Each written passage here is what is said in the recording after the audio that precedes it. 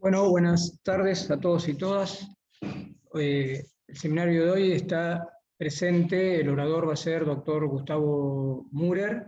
Él es médico y doctor en medicina de la UBA, investigador superior del CONICET, profesor titular de fisiología de la Facultad de Ciencias Médicas de la UBA, director del Instituto de Fisiología y Biofísica Bernardo Hussein, miembro del Comité Regional de América Latina de la Organización Internacional de Investigación en Cerebro. El título de su seminario será Identificación de potenciales nuevos blancos terapéuticos en un modelo animal de la enfermedad de Parkinson. Así que, Gustavo, muchas gracias por estar con nosotros. Un gusto. Adelante. Bueno, gracias por la presentación.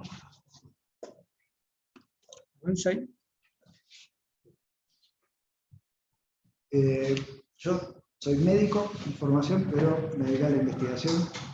Mi formación fuerte es en electrofisiología, soy un fisiólogo en realidad y un biofísico, podemos decir, y hago cosas de neurociencia relacionadas con la enfermedad de Parkinson. Sé que la mayor parte de ustedes no hacen electrofisiología ni hacen neurociencia siquiera, así que por ahí se torna un poco áspero en algunas partes esto. Párenme, me preguntan en cualquier momento, si no entienden, lo hacemos lo más informal que podamos. ¿Sí? Esto que tienen acá son los dos tipos de neuronas sobre las que les voy a hablar hoy en la charla. Son neuronas que estudiamos en relación a su conexión con la fisiopatología de esta enfermedad. ¿Por qué estudiar la enfermedad de Parkinson? Es un problema de salud importante, es la segunda enfermedad neurodegenerativa en frecuencia después de la enfermedad de Alzheimer. Según datos de Estados Unidos, hay 3 casos cada 1000 personas. Son todos casos que se presentan después de los 50, 60 años de edad, con lo cual la prevalencia después de los 60, 65 años de edad es más o menos 1% de la población de esa edad. Y si bien la enfermedad actualmente con los tratamientos disponibles tiene una supervivencia parecida, el paciente tiene una supervivencia parecida a la población normal, se ve necesitado para un montón de tareas de asistencia, se ve incapacitado para hacer una cantidad de tareas laborales, con lo cual tiene un costo para el sistema de salud que es sumamente importante y que está en aumento por factores que no están muy claros. Uno es que aumenta la expectativa de vida de la población y por lo tanto aumenta la cantidad de gente con la enfermedad. ¿Sí? Pero se presume que va a haber un salto muy importante tanto en la prevalencia como en el costo de la enfermedad en Estados Unidos y en todo el planeta, porque es una enfermedad cosmopolita, ¿no? Aunque no conozcamos los números de Argentina, es un problema en todas partes.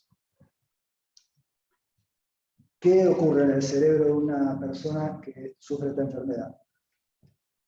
Las neuronas de la sustancia negra pars compacta son neuronas que usan dopamina como neurotransmisor y se ven oscuritas en el cerebro porque tienen un pigmento que se llama neuromelanina. Esas neuronas degeneran por causas que no se conocen con claridad. Esas neuronas tienen proyecciones a distintos lugares, pero la principal proyección es al estriado, que en los primates está dividido en 2 partes, caudal y putamo. En las proyecciones empiezan a degeneran más en las proyecciones más laterales, dirigidas al putamo en una primera etapa, pero en etapas avanzadas de la enfermedad, el 90% o más de las neuronas dopaminérgicas de la sustancia negra no están.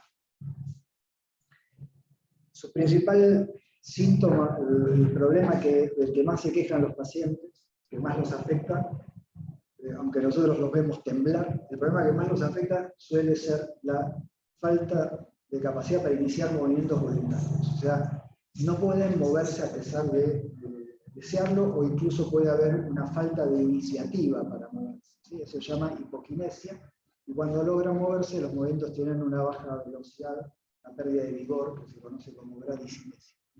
Además está el temblor, la rigidez, y hay alteraciones de la marcha y la postura. Y el tratamiento disponible actualmente es para corregir los síntomas. No hay tratamientos dirigidos a evitar la pérdida de las neuronas dopaminérgicas, ¿sí? Y el principal tratamiento es el uso de un precursor de la dopamina que se llama L-Dopa, farmacología. Ese es el principal tratamiento utilizado. Hay otras alternativas farmacológicas y algunas estrategias de lo que llaman neurocirugía funcional, basada en implantar electrodos en el cerebro y estimular eléctricamente estructuras cerebrales, que está reservada a algunos pacientes que son muy refractarios o tienen problemas crónicos con la farmacología. La etiología sigue siendo desconocida. Más o menos un 10% de los casos se atribuyen a factores genéticos muy duros. Después puede haber predisposición genética en otros casos, pero la mayor parte de los casos son esporádicos, se llama, no aparecen dentro de familias, ¿sí? Se conocen una cantidad de mutaciones que pueden producir o aumentar la probabilidad de tener enfermedad de Parkinson. Como no conocemos la terapéutica, y aún en los casos en los que conocemos la etiología, y aún en los casos en que conocemos un gen específico, no hay posibilidad de abordar terapéuticamente la falla genética, no hay actualmente ninguna terapéutica disponible para evitar la degeneración o detener. Entonces, a pesar de los tratamientos que se aplican sintomáticos, las neuronas siguen muriendo en el cerebro de los pacientes. Un aspecto más de la enfermedad es que aparecen en el citoplasma de las neuronas que degeneran unas inclusiones de proteínas que contienen una proteína que se llama alfa-sinucleína, es una de las proteínas que se detectó mutada en casos familiares, y esas inclusiones se ven en casi todos los casos de Parkinson, y se ven en otras patologías como la demencia por cuerpos de Lewy, tienen estas inclusiones parecidas que se llaman cuerpos de Lewy y hacen que alguna gente piense que la enfermedad de Parkinson es parte de un espectro más amplio de patologías que se llaman se conocen como sinucleinopatía. Sí. El tema de la inclusión de la relación con hay gente que relaciona también con tau y con otras proteínas de depósito, pero son distintas. Son muy típicas estas inclusiones y son distintas de las que aparecen en el sí. Esas inclusiones que se empiezan a ver, son, como se ven ya formadas, obviamente ya la patología está manifestada. Difícil de saber, porque, por ejemplo, hay gente que muere y vos hacés post-mortem de estudio de cerebro y encontrás cuerpos de Lewy y todavía la persona no tuvo una manifestación de enfermedad de Parkinson o de una demencia. Entonces podés encontrarlos en personas que están asintomáticas y quizás están en una fase. En esas mutaciones, ¿cuántas hay involucrado el gen de la hidroxilación? Porque la alfa-sinucleína está muy avanzada a la. No, la tirosina hidroxilasa, creo que ninguno está directamente relacionado con la tirosina hidroxilasa, y los genes que tienen mutaciones, algunos se relacionan con la degradación de proteínas y la formación de agregaciones. Hay otros que son genes que apuntan al funcionamiento mitocondrial. O sea, hay gente que trata de poner todo, ¿no? Que elabora teorías etiopatogénicas tratando de. Que sea exclusivo la neurona dopaminérgica, que maneja todo, sí, como que si no estuviera incluido en esto. Es raro. No, bueno, la TH es la enzima de síntesis de todas las catecolaminas, claro, ¿no? La bueno, tenés en neurona dopaminérgica. Claro. Sí, pero no, o sea, el problema acá es que degeneran las células, no solo que por ahí van a sintetizar menos dopamina o tener problemas en otros metabólicos de otro tipo, ¿sí? El tema es cómo alguna mutación, por ejemplo, la sinucleína, que es una proteína que está en todas las neuronas, solo produce degeneración ahí. Entonces hay un montón de teorías sobre por qué son más susceptibles ellas a determinadas noxas, ¿sí? Es todo un área que no voy a tocar yo, porque no me dedico a la etiología y a la etiopatogenia, me dedico más a la fisiopatología y los mecanismos que originan los síntomas una vez que se perdieron las neuronas. Entonces, por ahí hay gente más experta que yo para informarte sobre eso, ¿sí? pero hay todo un campo muy enorme, digamos, enorme dentro del Parkinson que apunta a descubrir cuál es la etiología y cuáles son los mecanismos. Y entre las ideas que hay gente que trata de enlazar las distintas mutaciones, ver cómo pueden formar parte de cascadas o de mecanismos celulares juntos, y entonces descubrir a través de ellos un mecanismo que pueda ser aplicable a todos los casos no familiares. Pero todo eso está evolucionando continuamente, hay miles de papers para leer. Es un campo muy grande. Bien, entonces, ¿cuál es la historia de la enfermedad? En realidad el diagnóstico se hace cuando degeneraron ya al menos el 50% de las neuronas de sustancia nigra. Hay un periodo donde no existen estos signos motores típicos de la enfermedad, pueden existir síntomas y signos que no son característicos y no permiten un diagnóstico, pero que se verifican en una cantidad de pacientes, en lo que se llama el periodo asintomático motor de la enfermedad, ¿sí? A partir de que aparecen los síntomas y tenemos ya una degeneración bastante fuerte de la sustancia nigra, empiezan a presentarse otros síntomas y se produce una interacción entre la enfermedad y el tratamiento farmacológico.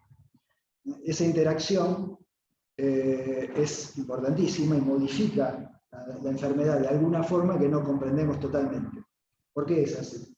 Porque cuando se introdujo la L-Dopa en el tratamiento de la enfermedad en los años 70, 60, 70, tardamos un tiempo en decir, bueno, sí, la L-Dopa es efectiva, pero cuando se llegó a esa conclusión, el tratamiento se puso a disposición de los pacientes y nunca se estudió en profundidad pacientes tratados contra placebo, la evolución completa de la enfermedad. Después le voy a mostrar una diapositiva con un estudio en el que se hizo algo de ese tipo, ¿sí? Con lo cual, como los pacientes con Parkinson antes del L-Dopa tenían una sobrevida menor y vivían, además la expectativa de vida era menor, ahora tenemos pacientes que transitaron la enfermedad durante 20 o más años, pero casi toda la enfermedad con tratamiento farmacológico. Y hay cosas que no sabemos si son parte de la historia natural de la enfermedad o son parte de la interacción de la enfermedad con el tratamiento o debidas solamente al tratamiento. ¿Se entiende?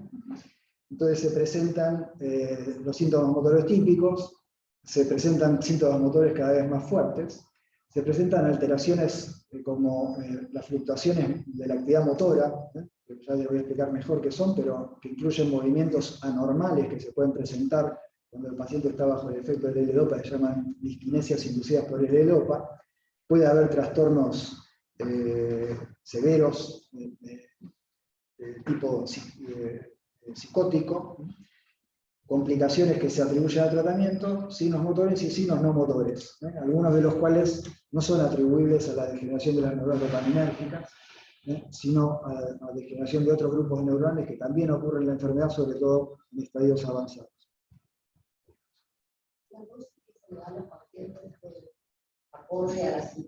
En general lo que se hace el neurólogo, ¿sí? Yo no lo hago, así también puede pedir una opinión más experta, es tratar de titular la dosis de L-Dopa para el paciente, llegando a la mínima dosis necesaria para que tenga el beneficio motor que le permite actuar. ¿Sí? Ahora van a ver que es un tema complicado el de L-Dopa.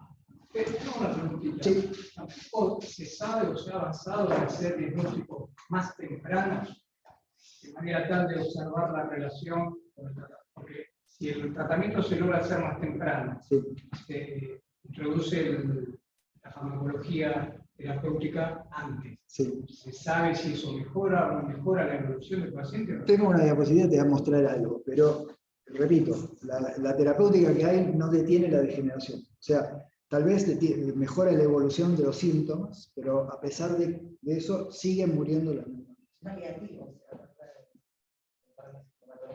Pues mejorar la que le cambia la velocidad a un proceso que va a ser tipo nada más que...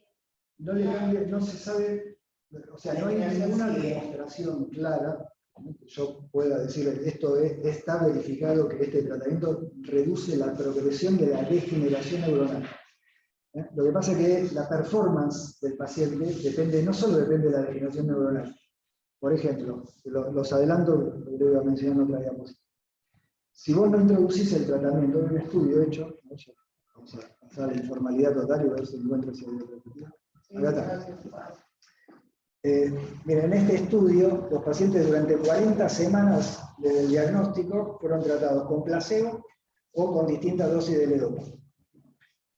Y esto que está acá es el cambio en un score con el que se mide el grado de problemas motores que tiene, ¿no?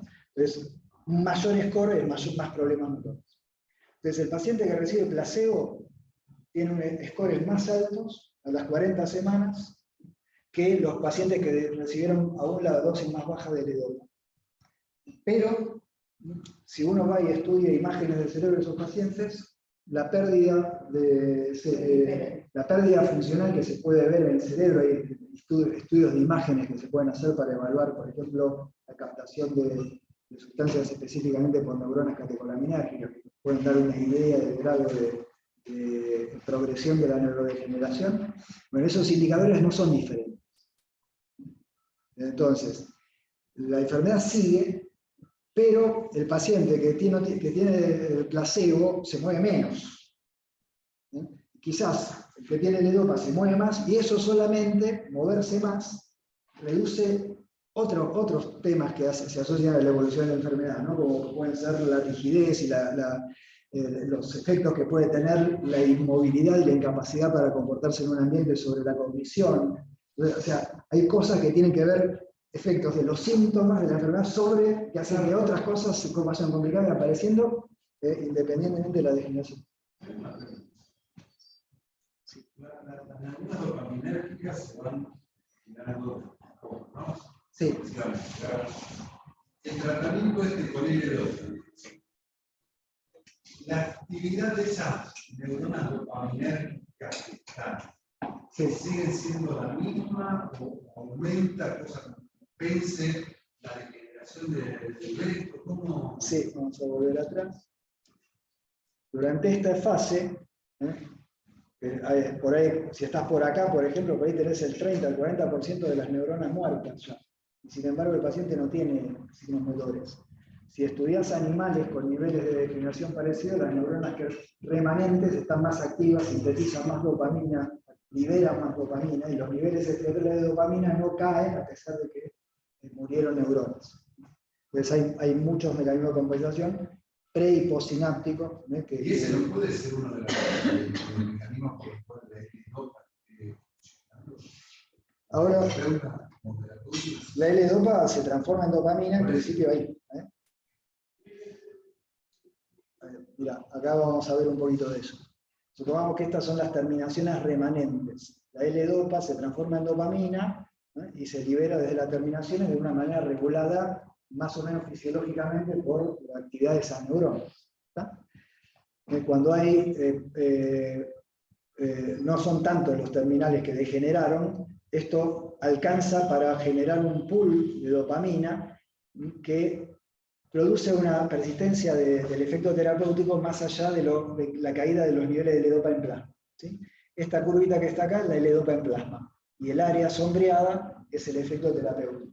Entonces, mientras tomaste la pastilla, tenés una mejoría sintomática que se prolonga en el tiempo hasta la próxima dosis, podría estar por acá, por ejemplo, gracias a ese pool de dopamina que se almacenó.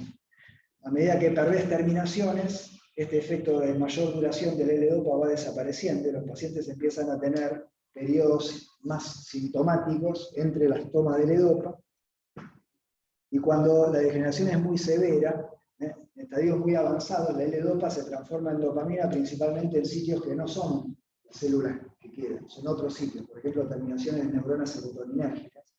La liberación de la dopamina que se forma deja de ser regulada por los mecanismos más fisiológicos que predominaban en la etapa temprana de la enfermedad, y todo eso derivaría en la aparición de complicaciones, periodos en los que el paciente está off medicación, se dice, fuera de los efectos de la medicación, periodos en los que está on dentro de la medicación, y dentro de esos periodos pueden aparecer movimientos anormales que son la disquinesia. ¿Sí? otras neuronas que no son dopaminérgicas serían las que liberarían la dopamina. Sí, se sabe que las neuronas serotoninérgicas pueden captar la L-dopa y liberar dopamina, y serían una de las principales fuentes de dopamina cuando las degeneraciones estaban en etapas avanzadas de la enfermedad y tenían muy pocas neuronas permanentes. Pero debe a su vez afectar la síntesis y liberación de la serotonina que libera esa neurona. Sí, y ese es un campo súper activo de investigación, porque se considera que tiene que ver mucho con los efectos adversos de la medicación. Claro. Bien, entonces, ¿a qué mecanismos responden las disquinesias inducidas por L-dopa? Y en general, los efectos del L-dopa. Los efectos adversos relacionados con la medicación se descubrieron muy poco tiempo después de que se introdujo la L-dopa en la clínica. ¿Sí? En el momento que se introdujo la L-dopa en la clínica asistencial, se empezó a tratar pacientes que por ahí tenían 15 años de evolución en la enfermedad. Entonces estaban con neuronas con mucha degeneración, ¿sí? de neuronas, y muy pocos neuronas capaces de formar ese pool, ¿no?, de dopamina. Y presentaban efectos adversos muy rápido. Entonces se conocieron enseguida los efectos adversos. Y los efectos adversos suelen aumentar con el tiempo de tratamiento. En paralelo también aumenta la degeneración. ¿Sí? Son dos cosas que transcurren, ¿no? Los pacientes son tratados durante años, ¿sí? Degeneran más neuronas y hay más tiempo de medicación. Entonces es difícil disociar qué es consecuencia de la degeneración y qué es consecuencia de la L-dopa, ¿no?, el tratamiento. Y además se descubrió que el L-dopa en algunas condiciones, en cultivos de tejido, y hay algunos estudios también animales, puede producir toxicidad. Y hay teorías viejas, que yo no avalo, y ahora les voy a explicar por qué, que sugerían muy fuertemente que el L-dopa podría no solo no evitar la degeneración, sino promoverla, aumentar la degeneración y hacer que la enfermedad progrese más rápido. Que es esta teoría del estrés oxidativo por la L-dopa y la dopamina. Y esto dio pie a que aparezca otra farmacología dopaminérgica, ¿no? Por ejemplo, drogas que actúan directamente sobre los receptores para dopamina, ¿no? Hay distintos tipos de receptores para dopamina. Un receptor que está presente en el estriado en mucha densidad es el receptor D2, el tipo D2. Las drogas que son agonistas directos de esos receptores tienen un efecto terapéutico en los pacientes y se asocian a muy baja probabilidad de desarrollar disquinesias, aún durante el tratamiento crónico, ¿sí? Pero la efectividad terapéutica es importante al principio de la enfermedad, cuando la degeneración es leve. Cuando la enfermedad se empieza a profundizar, estas drogas no producen suficiente beneficio terapéutico en las dosis que se pueden alcanzar, porque también tienen efectos adversos, ¿sí? Y prácticamente todos los pacientes terminan cayendo igual en la L-dopa. ¿Se empieza con esta medicación primero? Durante muchos años, de los años en que dominaban estas ideas, se prefería cualquier medicación al L-dopa, y la idea era que había que retrasar todo lo posible el L-dopa por el riesgo de que fuera tóxico. Eso es una discusión que llevo años. Cuando yo hice un postdoctorado en Francia y estudié si un tratamiento crónico en roedores podía producir degeneración de neuronas dopaminérgicas, ¿no? Y en ese trabajo encontramos que no, y de hecho que algunos marcadores de las neuronas dopaminérgicas en el cerebro de animales los que inducíamos lesiones parciales de las neuronas dopaminérgicas, después los tratábamos durante meses con L-dopa, a dosis altas, algunos marcadores podían mejorar incluso. Y ahí está la relación con este gráfico que les mostré recién, donde como consecuencia de todas estas hipótesis sobre la toxicidad se llevaron a cabo algunos estudios, ¿no?, de placebo contra L-dopa, ¿sí?, para ver cómo evolucionaba la enfermedad naturalmente sin la L-dopa, y presumiendo que la L-dopa quizás le iba a hacer progresar más rápido, ¿sí? Y lo que se encontró es justamente que lo que son los síntomas de la enfermedad, la expresión de la enfermedad, cuando uno suspende el tratamiento y estudia al paciente no, después de 40 semanas con placebo, 40 semanas con L-dopa, el paciente que estuvo 40 semanas con L-dopa está mejor, ¿no? y no hay estudios claros que muestren que los marcadores de integridad de las neuronas dopaminérgicas permanentes en el cerebro empeoren bajo un tratamiento con el glutamato. Entonces, la hipótesis esta de la toxicidad está abandonada, y dio lugar a nuevas hipótesis que fueron naciendo en paralelo sobre por qué mecanismos la L-Dopa podía generar las disquinesias y algunos otros efectos adversos. Y surgieron algunos modelos sobre el funcionamiento de los ganglios de la base, que son los núcleos cerebrales de los que estamos hablando, donde están las neuronas dopaminérgicas o los circuitos que las neuronas dopaminérgicas inervan, ¿sí? Donde se describe con un sistema de cajas muy básico, ¿sí? Pero que sigue siendo un modelo muy utilizado, está en los libros de texto de neurociencia actualmente, un modelo donde se dice que los ganglios de la base, que son estas estructuras que están acá, ahora les voy a contar cuáles son, forman una especie de bucle que es alimentado por la corteza a través de dos vías paralelas que se llaman vías directa e indirecta. Inervan estos núcleos que se llaman núcleos de salida de los ganglios de la base, y a través del tálamo retroalimentan la corteza. Reciben información de la corteza, la procesan y la devuelven a la corteza.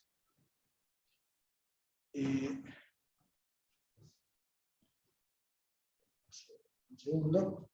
Y en estos modelos es importante que dentro del estriado se reconocen dos tipos de neuronas de proyección. Las neuronas que expresan el receptor D1 para dopamina y que son excitadas por ese receptor. Las neuronas que expresan el receptor D2 y son inhibidas por ese receptor. Entonces, en base a esto, se llegó al siguiente modelito sobre cómo se originan los signos de hipoquinesia, fundamentalmente, que es, si falta la dopamina, falta la excitación de estas neuronas por el receptor D1 y esta vía está hipoactiva, falta la inhibición de estas neuronas por el receptor D2 y esta vía está hiperactiva, hay un desbalance entre los efectos de las dos vías sobre este núcleo, estos núcleos de salida, son dos los núcleos de salida, el segmento interno del globo pálido, recuerden y conozcan la anatomía, y la parte GABAérgica de la sustancia negra, la parte reticulada de la sustancia negra. Entonces el balance entre estas dos vías sobre los núcleos de salida se da a favor de la vía indirecta, y eso generaría los signos motores. Y hay algún estudio clásico en la literatura actual, donde con técnicas que conocemos como de optogenética, donde se puede lograr poner en una neurona un canal iónico que se activa por efecto de la luz. Entonces yo puedo abrir ese canal y excitar a una neurona o inhibir a una neurona con esa herramienta. Entonces, introduciendo estas herramientas de optogenética en estas neuronas, lo que vieron es que pueden, aumentando la actividad de esta vía, mejorar la actividad motora de los animales parkinsonianos, o reduciendo la actividad de esta vía, también mejorar la actividad de los animales. ¿Están siguiendo? Que le digo, es uno de los, sí, de fijadas más o menos el modelo este es de los años 90, y este estudio es del 2010, con tecnologías que pudieron permitirte meterte en una neurona y manipular la actividad de una neurona con precisión, de un grupo de neuronas con precisión. El balance que se da a favor es consecuencia de una afinidad diferencial entre un receptor y otro, la densidad. No, son receptores metabotrópicos los dos, y las cascadas de señalización que siguen a uno y a otro tienen efectos distintos sobre canales en la membrana, que son los que determinan que uno sea excitatorio y el otro inhibitorio. O sea, implicación farmacodinámica, más que farmacodinámica. Sí, no es farmacocinética. No es farmacocinética. Bien. Y estos modelos se completan con un modelo donde ya tenemos el esquema en Parkinson, esta vía está hipoactiva, esta está hiperactiva, con un esquema en el que cuando uno estimula los receptores para dopamina, que presumiblemente están supersensibles por la denervación, se pasa, y de tener la vía hipoactiva pasa a tener la vía directa hiperactiva y la vía indirecta hipoactiva, se da vuelta a la tortilla, y el paciente entonces tiene movimientos anormales. Un modelo muy simple, pero que ayuda mucho a comunicar cómo funcionan estas estructuras, ¿sí? A formar gente de la neurociencia, y que generó hipótesis que fueron examinadas durante años en el campo por muchos grupos de investigación, incluyendo nosotros, ¿sí? Pero repasamos algunas cosas. Los agonistas selectivos de receptores D2 alivian los síntomas y etapas tempranas de la enfermedad. Inhiben a estas neuronas aquí, y eso produce una mejoría de síntomas. Eso funciona cuando no hay una degeneración muy profunda y generalmente no producen disquinesia. En algún momento todos los pacientes necesitan la L-dopa, salvo que un paciente tenga una enfermedad de muy lenta evolución, empiece a tratarse con un agonista de 2 y por otra patología muera más temprano, que lo que puede ser la edad promedio de supervivencia en una población, difícilmente termine toda la historia de su enfermedad con el agonista de 2. ¿Sí? Va a necesitar algo más. Ese algo más parece ser que necesitamos también activar estas células para tener un beneficio sintomático completo en las etapas avanzadas de la enfermedad. ¿Sí?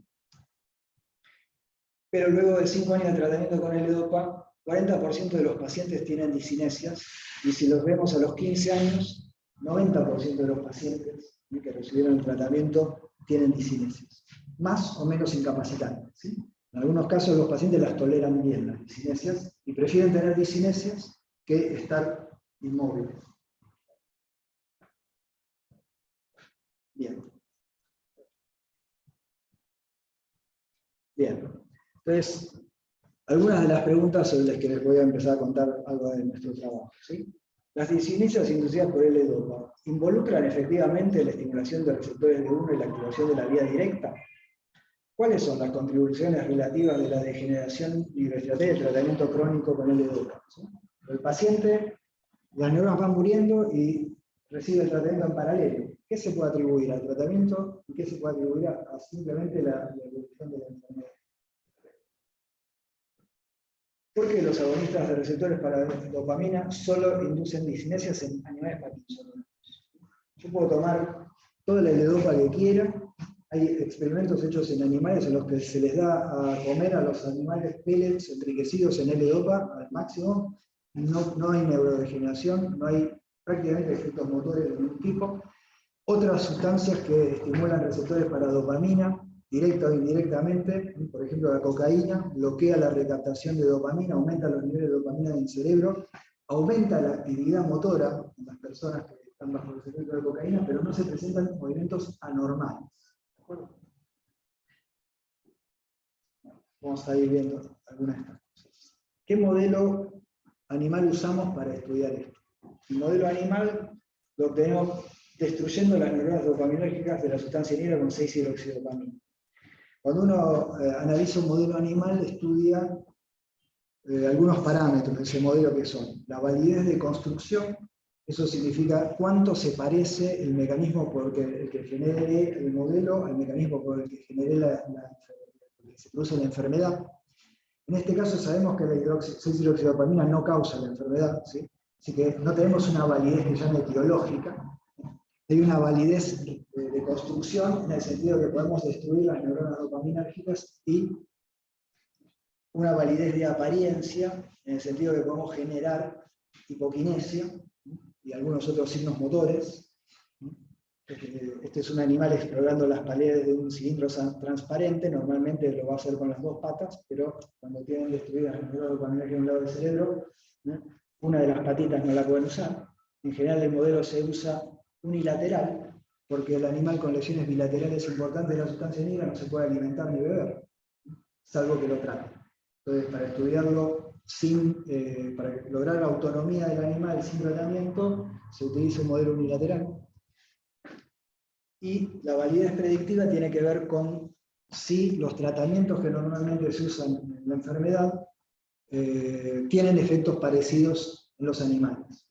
Y con la L-dopa y los agonistas dopaminérgicos directos de los receptores, en los animales hay centenas de estudios de estos animales mostrando que disminuyen los signos motores, disminuye la hipoquinesia, y se pueden presentar las disquinesias cuando se los trata.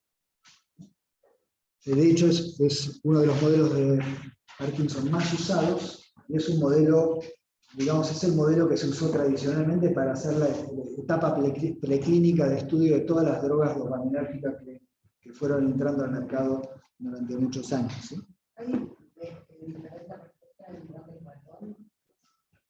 Mira, yo usé los dos y son muy parecidos. El ratón es más difícil de manejar, y cuando vos haces las lesiones, incluso que sea unilateral la lesión, tenés un par de semanas durante las cuales hay que tener medidas de soporte para que no pierda mucho peso.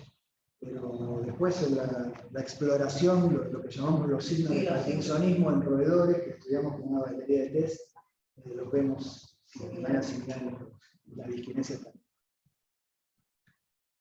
Hay otros modelos animales, hay montones de modelos animales basados en mutaciones de las proteínas que están afectadas en Parkinson.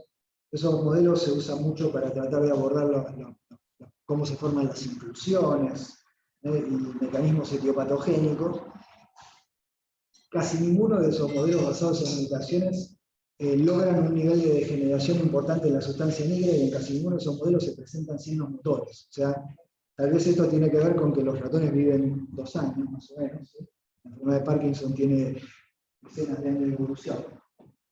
Ya no da la ventana de degeneración en esa especie para ver efectos reales de las mutaciones. Pero en general esos modelos no son muy útiles para utilizar para ver los mecanismos que generan los síntomas, ¿no? Porque no los podemos verificar en el animal, y no conozco ninguno de esos modelos en los que se presenten disquinesias, porque la disquinesia solamente se presenta cuando hay un grado avanzado de neurodegeneración.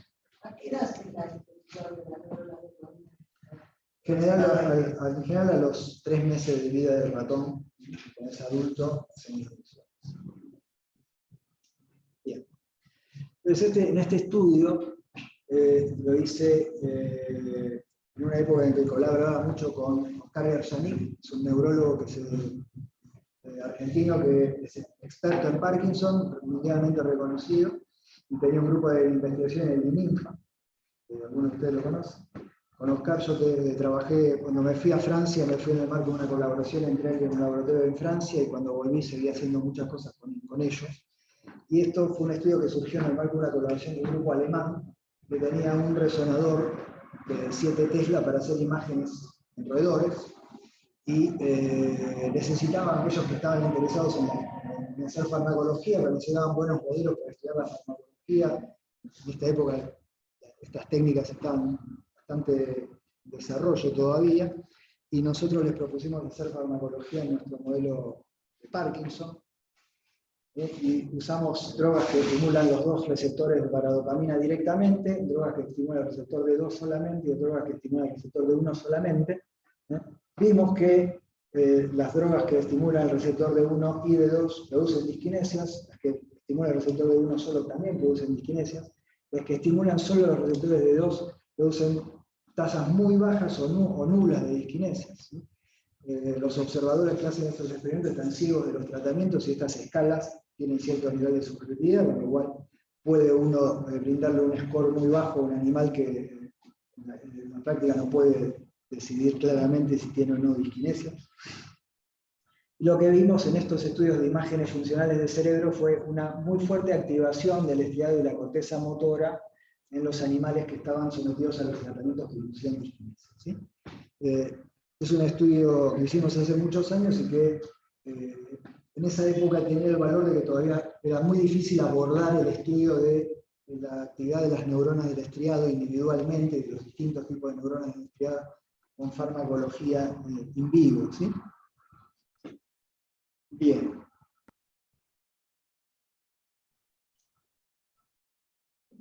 Entonces, las disquinesias inducidas por L-dopa involucran la estimulación del receptor de 1 y de 5 y la activación de la vía directa. La estimulación del receptor de 1 y de 5 produce un patrón, en los animales con disquinesias produce un patrón de activación particular.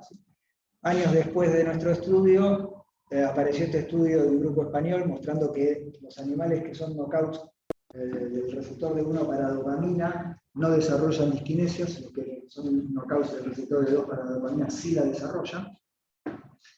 Y aparecieron más posteriormente estudios en los que se pudo empezar a estudiar la actividad de las neuronas de la vía directa e indirecta por separado, ya sea con microscopios implantados para ver las neuronas directamente y medir con marcadores indirectos la actividad celular, cambios de calcio en citoplasma, por ejemplo, o con técnicas que se llaman de optotanning, donde una neurona expresa ese canal inducible por luz. Yo acerco un electrodo, registro la actividad de la neurona, no sé qué neurona es, pero la ilumino y si se prende, puedo saber que es una neurona que expresa mi canal, y yo puedo lograr expresar ese canal en un tipo neuronal específico, en un tipo de tecnología que por ahora les cuento en más detalle. Bueno, entonces, a nosotros nos interesó ver si podíamos activar las neuronas de la vía directa haciendo optogenética, específicamente las neuronas de la vía directa, si podíamos hacerlo de una forma que fuera practicable eventualmente en un paciente. El estriado es enorme, ¿sí? En el humano. El caudado y el cutaneo son dos estructuras que ocupan un volumen gigantesco. Entonces, es decir, ir a pensar en aplicar una tecnología como la optogenética en el estriado para activar neuronas y decir, bueno, revierto los síntomas de la enfermedad, sería impensable, ¿sí? Pero si yo voy acá, tengo todo el paquete de axones de estas neuronas que se junta a nivel de los núcleos de salida, donde hay muchas menos neuronas, pues es una vía fuertemente convergente. Entonces, apuntamos a activar estas neuronas a este nivel, para lo cual inyectamos en el estriado un vector viral, es un virus adeno asociado modificado, que lleva una molécula que se llama channel rhodopsin. Uno puede infectar un tipo de neurona específico en esos modelos utilizando una tecnología que se llama CRELOX-P, donde usa un ratón transgénico que expresa una enzima que se llama CRE-recombinasa, es una recombinasa bacteriana de ADN, ¿sí? Y hay ratones CRE, digamos, para distintos tipos de células. Por ejemplo, existe el ratón CRE para las neuronas de U, que expresan el receptor de 1 para dopamina, el de 2, que hay cientos y cientos de ratones CRE actualmente disponibles en bibliotecas de animales. Y el vector viral puede expresar condicionalmente la CRE-recombinasa porque se puede poner delante de la channel rhodopsin, porque uno puede poner delante un cassette que está flanqueado por los sitios que reconoce la recombinasa, y solamente si remueve ese cassette se va a expresar la channel rhodopsin. Entonces solamente las neuronas que tengan la recombinasa bacteriana, ¿sí?, van a expresar la proteína que yo metí en el estriado con el vector. ¿Sí? Sí. Bueno. Nosotros acá hicimos eso, pero también inyectamos el vector en el estriado en animales sin CRE-recombinasa, porque al iluminar directamente sobre la par reticular de la sustancia negra, la proteína se iba a transportar aquí, y la única proteína channel rhodopsin que podíamos encontrar en este lugar era la que provenía de estas neuronas, pues es la única proyección de la. Eso también, si uno piensa en una eventual aproximación terapéutica, facilita las cosas, pues no tengo humanos que creen de algún tipo de célula. Bien, entonces, esta es una foto del estriado con la expresión de la channel rhodopsin. Esta es la sustancia negra, donde se ven las terminaciones axonales marcadas, ¿no? Yo puedo cortar una rodaja de cerebro con esta porción y iluminar los axones con un láser azul, es la longitud de onda la que es más sensible al channel rhodopsin. Se va a liberar el neurotransmisor de estas neuronas, que es GABA, y las neuronas postsinápticas, inervadas por esos aferentes, se inhiben. Y si pongo un antagonista de GABA, puedo demostrar que es mediado por la inhibición, ¿sí? Entonces, diseñamos, digamos, un modelo en el que yo podía activar con selectividad las terminaciones axonales de la vía directa en la sustancia negra reticular e inhibir las neuronas postsinápticas con efectividad. Esto sería lo que estoy haciendo, luz acá, y vamos a ir viendo qué encontramos. Primero, la activación de la vía directa no produce disinesias en ratones normales. O sea, si yo lo hago esto en un ratón control, nuestros ratones controles son ratones a los que se deshace todo lo que hay que hacer para ponerle la 6-hidroxidopamina, que hay que inyectarlo en el cerebro para explotarse. Se produce todo igual, pero no se inyecta 6-hidroxidopamina. Es un SHAM, una cirugía SHAM lo que hacemos.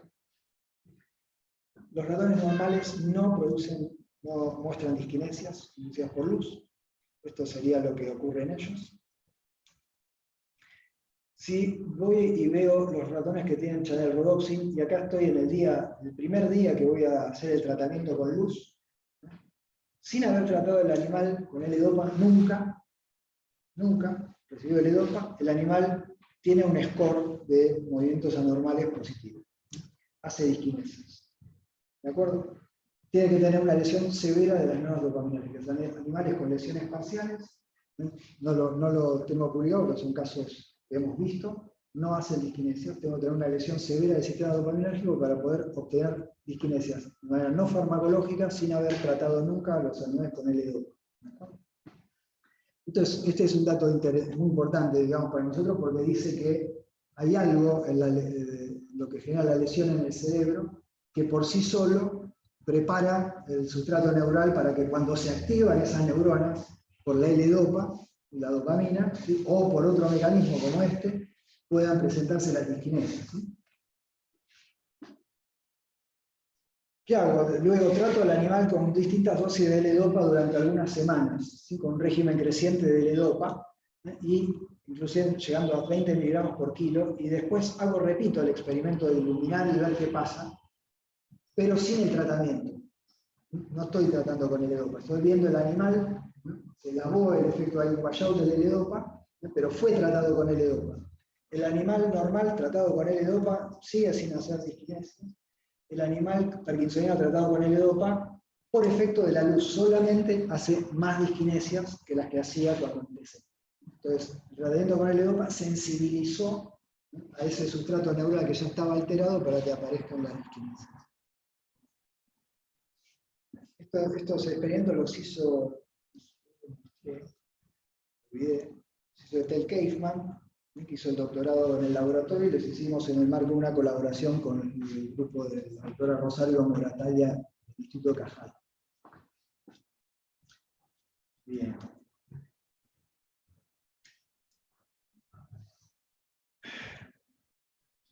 Vamos a ver aquí otra cosita. ¿Qué pasa ahora si yo ilumino las terminaciones cuando estoy bajo el efecto del L-Dopa y el animal tiene disquinesia? Yo podría estar viendo dos fenómenos que no están relacionados. Las disquinesias inducidas por L-Dopa son una cosa y las optodisquinesias son otra cosa, independientes. Si yo aplicara dosis pequeñas de los dos tratamientos, esperaría efectos aditivos, los dos tratamientos, ya sea que sean independientes sus mecanismos o que esté actuando sobre el mismo sustrato neural. En un caso porque activé más el mismo sustrato neural, en otro caso porque activé dos mecanismos independientes que se están sumando, ¿sí? Efectos aditivos. Nosotros vemos esos efectos aditivos de los dos tratamientos, ¿sí? Y acá tengo la luz prendida. Estos animales están sin L-Dopa todo el tiempo y estos están con L-Dopa todo el tiempo a muy bajas dosis. Entonces, con una dosis muy bajita de L-Dopa, sin la luz, tienen un poquito de disquinesias, hacen más disquinesias bajo el efecto de la luz, los que están con la L-Dopa que los que no tienen L-Dopa, ¿sí? Efectos aditivos. Eso lo vio otro equipo de investigación también. Nosotros lo que planteamos es qué pasa cuando damos dosis altas de los dos tratamientos. Si uno piensa que está actuando el mismo sustrato neural, lo que debería haber es una interferencia. Una vez que uno recluta todo el sistema, el sustrato neural con un tratamiento, el otro no puede producir ya más porque todo ese sustrato neural está siendo utilizado. Y esto es lo que vimos. Si nos concentramos en este punto, es bajo los efectos de L-Dopa, en el grupo que es el circulito blanco, y sin los efectos del L-Dopa en el grupo que es el circulito negro. Y vemos que, independientemente de la dosis de L-Dopa, hasta en dosis altísimas de L-Dopa, no vemos más disquinesias. Cuando pasamos de cierta dosis de L-Dopa, no vemos más disquinesias cuando sumamos los dos tratamientos. Hecho que para nosotros es una pauta que indica que están compartiendo esos dos tratamientos el mismo sustrato neural. ¿Sí? Sí. Bien. Esto que me olvidé ponerlo porque dice lo que ya dije. Entonces, si recuerdan, al principio hacer algunas diapositivas, les mostré un paper clásico donde iluminando con optogenética las terminaciones, no las terminaciones, sino las neuronas estriatales de la vía directa, producían una mejoría de los síntomas de Parkinson en roedores, ¿sí? Algo que se parece mucho a lo que hicimos nosotros, solo que nosotros iluminamos las terminaciones, la channelrhodopsin y las terminaciones. Ellos usaron también channelrhodopsin, pero iluminaban cuerpos celulares en el estriado y veían una mejoría y no describieron. Nosotros tratamos de ver por qué nosotros veíamos tanta disquinesia, ¿sí? Entonces estudiamos los efectos de distintas dosis del láser para ver si podíamos ver un beneficio sintomático sin disquinesia. Con dosis muy bajas de láser, ¿sí? Estos son animales control, el láser prácticamente no aumenta la movilidad en los animales control, ¿sí? La luz. En los animales parkinsonistas están muy poco móviles y se empiezan a mover muchísimo bajo el efecto de la luz, ¿sí? Y si vemos el score de disquinesias, aún con la potencia más baja del láser que podíamos utilizar, empezamos a tener scores de disquinesia. Son animales con lesiones severas. Esto lo que nos dice es que es muy difícil obtener ese efecto terapéutico cuando la lesión es muy avanzada sin llegar a la disquinesia. Como uno se tiene que mover en un rango muy pequeñito de activación de la vía directa para tener un beneficio terapéutico sin disquinesia. Que es lo mismo que pasa cuando se le da la L-Dopa a los pacientes. O sea, pacientes con etapas muy avanzadas de la enfermedad que desarrollaron disquinesias, yo puedo tratar de bajar la dosis de L-Dopa y me voy a encontrar con que es difícil encontrar una dosis de L-Dopa que mejore los síntomas sin producir disquinesia. No tengo diferencia entre el umbral para la terapéutica y el umbral para la. Lo cual hace complejo pensar en ese sustrato neural en una etapa avanzada de la enfermedad, que es cuando los pacientes realmente tienen problemas, como una estrategia terapéutica. Bien. No sé cuánto tiempo llevan, yo había preparado algo que pues, evidentemente no voy a llegar a contar, ¿sí? Les voy a contar esta parte y vamos a saltar todo lo último, que es larguísimo. ¿Por qué los agonistas receptores para la dopamina solo inducen disquinesias en animales parkinsonianos? Esa es una pregunta muy importante en el campo y lo que creemos es que tiene que ver con que cuando se destruyen las neuronas dopaminérgicas y luego se trata los animales con L-Dopa, cambia la eficacia con que la sinapsis de la corteza cerebral modifican la actividad de las neuronas del estriado. Hay distintos tipos de plasticidad sináptica, se llaman, potenciación de largo plazo, depresión de largo plazo. Básicamente lo que hacen es modificar cuál es el efecto de una sinapsis sobre la neurona cosináptica, ¿sí? Entonces, se sabe que se modifica funcionalmente el impacto de la sinapsis en el estriado, en los modelos de Parkinson y en los modelos de Parkinson tratados con L-Dopa cuando hay disquinesia, ¿sí? Y la hipótesis acá sería que normalmente, si estas son las neuronas del estriado de la vía directa, la corteza tiene, como distintas neuronas de la corteza tienen un patrón de conexión muy específico con algunas células del estriado y no con otras, ¿sí? Cuando este spot en la corteza, esta zona de la corteza se activa, se van a activar estas 4 neuronitas, por ejemplo, del estriado. Esto es un esquema, una idea muy simplificada de cómo podría funcionar este circuito, y eso llevaría a que yo elija un movimiento correcto en un ambiente, no ir a tomarme el vaso de agua, por ejemplo, ¿sí? Se prende algo en la corteza, el estriado participa en la selección de la acción correcta, pero a través de un proceso de aprendizaje. Aprendió, ¿no?, que cuando tengo la boca seca, hablé un rato largo, qué sé yo, me conviene hacer esta conducta, agarrar el vaso y tomar agua. Pero si el tratamiento destruye este conexionado y cambia la eficacia de este conexionado, yo podría tener ahí otra cosa que no es la acción correcta y que quizás es un movimiento anormal. ¿Se entiende? Entonces, una plasticidad sináptica normal en las sinapsis córtico-estriatales podría degradar los mapas que dicen cómo responder a una situación con una acción. Nosotros abordamos esa idea de que puede cambiar el conexionado con una perspectiva estructural, porque existían estos estudios que mostraban que en el estriado de pacientes con Parkinson, estudios post-mortem, hay las neuronas del estriado de las vías directa e indirecta, que tienen montones de espinas, ¿sí? Esas neuronas, sin saber en los pacientes si eran unas o las otras, ¿sí? Están podadas de espinas, pierden sus espinas, ¿sí? Sus dendritas se acortan y tienen muchas menos espinas dendritas. Eso se había visto en los pacientes. Pero nuevamente, pacientes tratados durante muchos años con L-Dopa, con la enfermedad, no hay paciente con placebo para saber si el efecto sobre las espinas dendríticas es un efecto del tratamiento o un efecto del L-Dopa, ¿de acuerdo? Y no podíamos saber si era la vía directa o la vía indirecta la afectada, ¿sí? Entonces hicimos estos experimentos donde en ratones que expresan proteínas fluorescentes en neuronas de la vía directa y la vía indirecta, las proteínas distintas para ver a los dos tipos de neuronas, podíamos ir bajo un microscopio, inyectar en una neurona una sustancia que la tiñe por completo, Lucifer Yellow, y después podemos revelar el Lucifer Yellow para tener una marca permanente y no perder nuestra preparación, de distintas formas para ver las espinas dendríticas, ¿sí?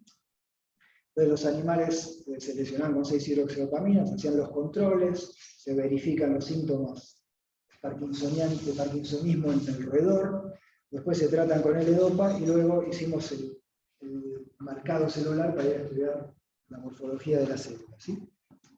Esto lo hicimos también en colaboración con Rosario Moratalla, del Instituto Cajal, y casi todo este trabajo lo hicieron Irene Garavini, una estudiante de Charo, española. Me sale el apellido, se llama Suárez, no me sé el nombre, perdón. Básicamente, Irene está en Entre Ríos actualmente, es investigadora de CONICET. Básicamente, en los animales control tratados con L-Dopa tenemos una densidad de espinas, ¿no?, que es la misma que podemos tener un animal normal, y más o menos equivalente en las neuronas de la vía directa e indirecta, más o menos la misma densidad de espinas a partir de cierta distancia del soma, las dendritas.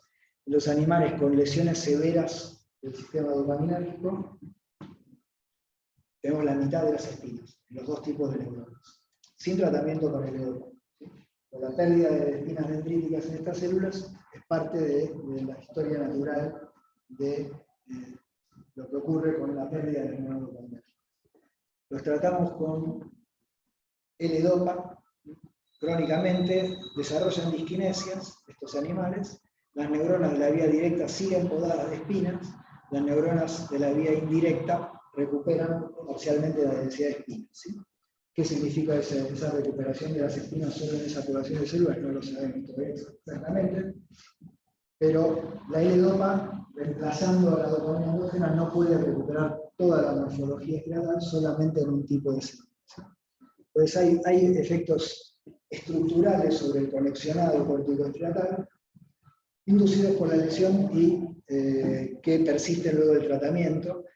Luego Charos continúa estudiando esto, pero yendo más a la morfología de los tipos de espinas dendríticas en las neuronas, que digamos, uno puede entrar en una morfología muy fina y ve que dentro incluso de estas neuronas hay alteraciones de la morfología, del rango submicrométrico del que estamos hablando, hay alteraciones en las espinas.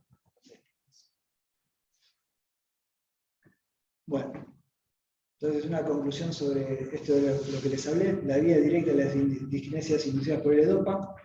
La activación de la vía directa induce disquinesias en animales parkinsonianos, la puedo activar por medios no farmacológicos y inducir las disquinesias en animales que nunca fueron tratados con L-Dopa.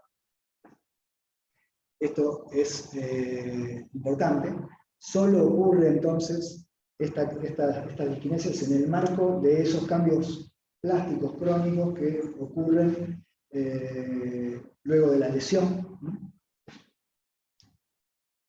Los cambios que siguen a la lesión por sí solos habilitan la aparición de disquinesias de activar la vía directa, y la administración crónica de L-Dopa disminuye el umbral para que aparezcan las disquinesias, ¿sí?, y limita el efecto terapéutico de la activación de esta vía. Entonces, si bien la vía activa el movimiento que se presenta en la etapa avanzada de la enfermedad, va a ser anormal, ¿sí? Muy bien. Voy a hacer un salto hacia el final, ¿sí? porque tenemos una línea de trabajo, digamos, continúa con esto, que tiene que ver con las interneuronas colinérgicas del estriado, ¿no? Nosotros habíamos apuntado a esta estimulación de la vía directa como una posible alternativa terapéutica. No se podría imaginar tipos de cirugía cerebral profunda, ¿no? Con ortogenética, y hay gente que está imaginando eso. Nosotros dejamos esas ideas y pensamos que actuando sobre, no directamente sobre estas vías, sino desde temprano en la evolución de la lesión, sobre sistemas de neuromoduladores estriatales, y hay un neuromodulador importante ahí que es la acetilcolina, antes de que se descubrieran los efectos terapéuticos de la L-Dopa en los pacientes se trataban con cosas, pero ¿con qué se trataban? Con antagonistas de los receptores carina, acetilcolina. Entonces, esa es la mejor terapéutica disponible en esa época, producir un beneficio terapéutico, ¿no? Se sigue usando, pero es muy inferior a la L-Dopa como beneficio terapéutico, y los neurólogos lo tienen reservado para algunos casos particulares, pero conocer los mecanismos por los cuales se obtiene un beneficio terapéutico con esas drogas quizás nos podría dar ideas sobre nuevos blancos a atacar, que no sean los receptores muscarínicos por una farmacología sistémica atacando los muscarínicos en todo el cuerpo, ¿no? Sería un problema importante, ¿sí? Entonces, estas interneuronas son blanco de muchos de los estudios que estamos haciendo actualmente. Ellas reciben dopamina, tienen receptores de 2 y de 5, y hay evidencias en modelos animales de que pueden modificar el comportamiento del Parkinson, los síntomas de Parkinson, y pueden modificar las diskinesias, atacar la actividad de esas neuronas con herramientas de ortogenético y otras herramientas que hay disponibles para modificar su actividad o destruirlas, producen cambios en los signos del parkinsonismo rodeo y las diskinesias. Y lo que hicimos fue montones de estudios electrofisiológicos, que si los voy a contar, porque me van a matar, pero que me llevaron a encontrar, con Cecilia Tubert, que es mi principal colaboradora en este proyecto actualmente, Lorena Regla, una investigadora también de nuestro instituto, Ginny Amarillo, que es un colaborador que descubrimos en el Instituto Balseiro, que terminó siendo especialista en un tipo de canal iónico que nosotros encontramos que estaba relacionado con estas neuronas, y él tenía herramientas para estudiarlo, y con Rodrigo Paz, que hizo el doctorado en este tema, y Agustín Stahl, que está actualmente trabajando en este tema. 5 personas a lo largo, estoy hablando del primer paper sobre este tema, salió en el 2011. Llegamos a detectar, entonces, que en el estado parkinsoniano, por efecto de la medicación, tenemos cambios en una corriente por un canal de potasio que se llama Lingua Rectifier tipo 2, KIR2, cambios en una corriente desmedida por un canal que quizás si hay algún inmunólogo acá lo conoce, canal de voltaje dependiente de potasio 1.3, se lo conoce porque está en los linfocitos y regula la respuesta inmune. Nosotros no sabíamos nada de ese canal, encontramos que había cosas ahí compatibles con ese canal y terminó siendo uno de los que median los efectos que vemos en estas células. Y lo que vimos es que el receptor de 5 para dopamina, a través del AMP cíclico, produce cambios en estas dos corrientes. Normalmente disminuye esta corriente y aumenta esta, produciendo un patrón de disparo anormal en estas células, que empiezan a disparar salvas de potencial de acción. Ese patrón en animales normales, un agonista de receptores de 5 produce ese patrón, pero de manera transitoria. Pasa el efecto del agonista y la neurona vuelve a disparar como un marcapaso, de manera regular. Pero en un animal parkinsoniano que fue tratado con L-Dopa, este patrón se torna estable. Se lava la medicación y un día después que se lavó la medicación voy a registrar neuronas y están como si hubiera puesto un agonista de 5 que estuvieran completamente activadas con ese agonista, con esta corriente desaparecida y esta muy alta. Lo que estamos pensando es... ¿Tiene eso del tiempo? Nosotros estudiamos hasta 24 horas, digamos, es mucho más que el tiempo entre dosis de L-Dopa, ¿no? Y mucho más que el tiempo que tardase en lavar los efectos de L-Dopa, tienen unas pocas horas de duración. Entonces lo que estamos pensando aquí es que el receptor D5, en la situación de parkinsonismo, se torna constitutivamente activo. Tiene actividad independiente de ligando y está sosteniendo la cascada de señalización activa. Y eso lo testeamos usando agonistas inversos del receptor D5. ¿no? Y lo que vemos es que cuando aplicamos el agonista inverso del receptor D5, recuperamos un patrón de actividad normal en este. Restauramos la corriente K1 que había desaparecido y reducimos la corriente K que había aumentado, lo cual apoya la idea de que el receptor está actuando en la membrana. ¿no? Imagínense el cerebro del animal que fue lavado de L-Dopa, ¿no? Es un parkinsonismo severo, no hay prácticamente dopamina endógena en ese modelo, no hay ligando al receptor D5, ¿no? El animal estuvo tratado con L-Dopa, pero ahora no hay ligando, las neuronas están como si estuviera ligando ahí, pero el ligando no está. Entonces, lo que pensamos es que el receptor está constitutivamente activo y la herramienta que tuvimos hasta ahora para verlo es administrar agonistas inversos, ¿no? Y con distintos tipos de agonistas inversos revertimos ese fenotipo anormal en estas neuronas. ¿Cómo? Yo decir lo mismo. Una pregunta, vos pones el receptor de 1 de 5. Sí. ¿Expresas por receptores? No, estas neuronas expresan el receptor de 5. Es Lo que pasa es la farmacología, los receptores de dopamina son 5 tipos, se dividen en 2 familias. Está el receptor de 1 de 5, la familia de 1 de 5, son 2 proteínas distintas, pero farmacológicamente son casi indistinguibles. No hay farmacología que los permita distinguir. No, en estas neuronas en particular no coexisten, ¿eh? Y en las otras neuronas del tejido que expresa el receptor de 1, el de 5 está poco y nada. O sea que quizás formen, pero dímelos en alguna población de células, pero acá no es probable que esté ocurriendo eso.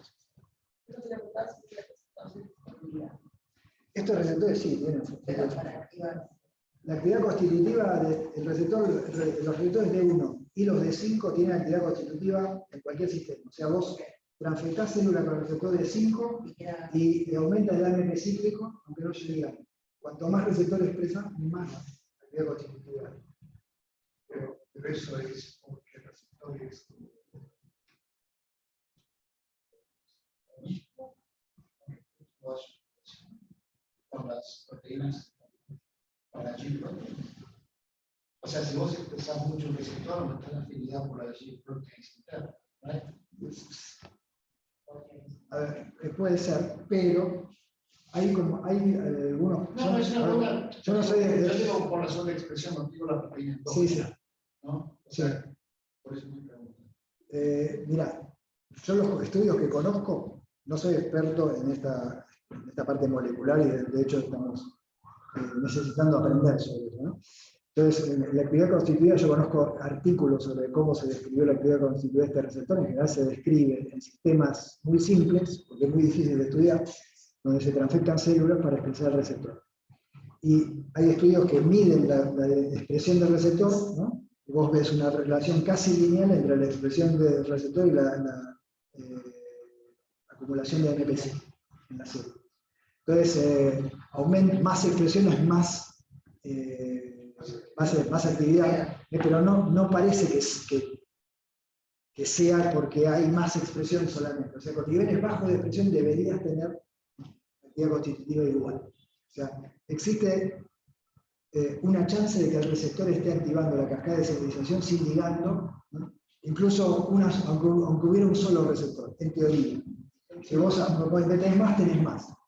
Una de nuestras ideas con esto fue que quizás aumentaba la expresión del receptor de 5 en estas neuronas, la de inervación, ¿no? Como una supersensibilidad, y lo estudiamos con un anticuerpo que conseguimos contra el receptor, y no vemos cambio de la densidad del receptor. Así que no sabemos qué está pasando, pero estamos estudiando.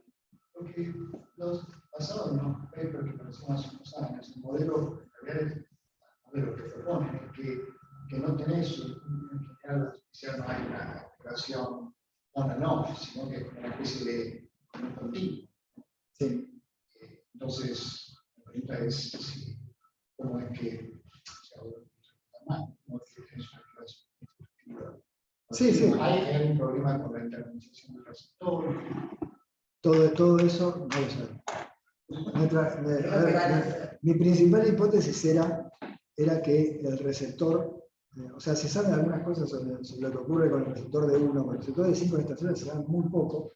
El receptor de 5 en general está muy poco estudiado. De hecho, el knockout del receptor de 5 hay 2 o 3 papers y es muy difícil de acceder. Nosotros queremos utilizar un ratón flox del receptor de 5 para eliminarlo en el adulto de estas células, y está congelado en Jackson, así que necesito $4.000 para traerlo.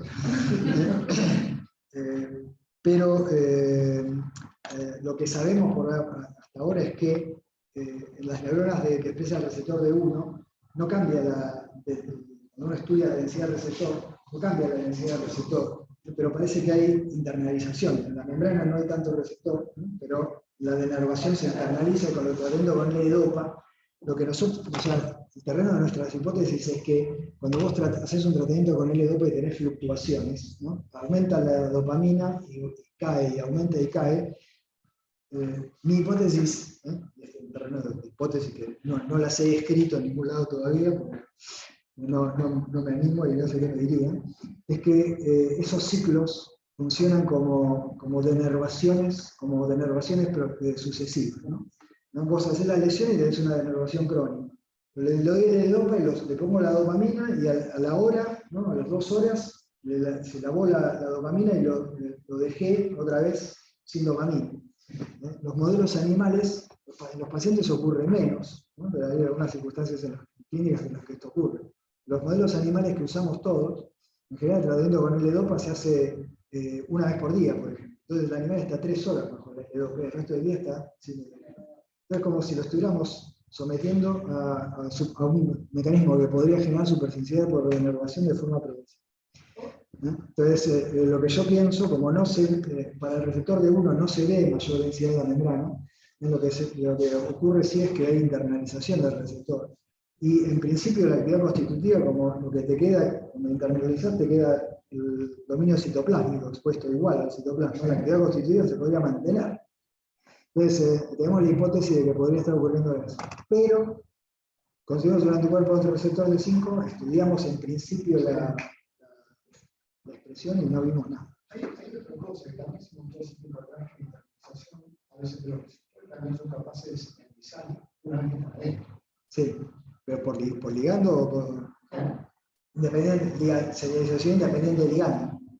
No, una vez que están ligando, se internaliza, no pueden señalizar. Si se internaliza con el ligando.